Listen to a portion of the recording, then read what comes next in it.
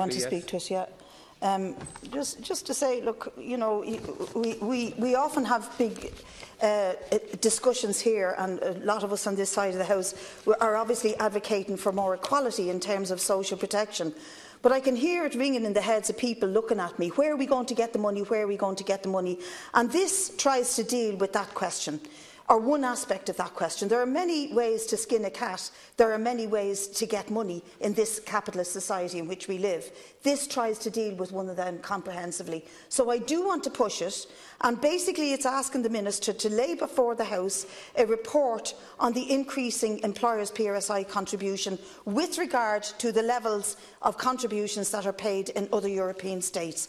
And this formed part of our budget submission, our alternative budget submission, where we were able to show that if, for example, employers here paid the same level that employers pay in France, we would be able to raise another 16 billion a year.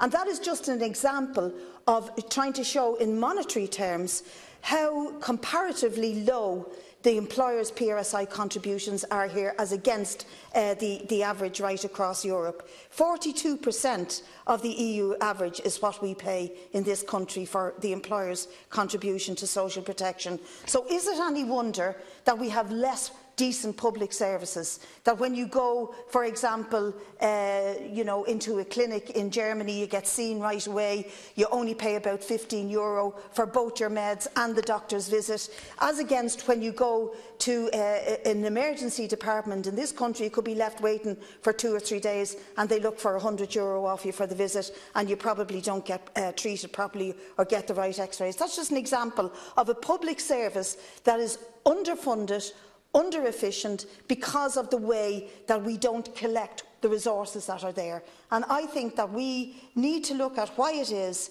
that 3 times as much employer PRSI is charged in other countries as it is in Ireland. We need to look at that, and we need to look at it carefully. And this amendment is asking you, Minister, and your department to produce a report on that, with cognisance with the European average in mind.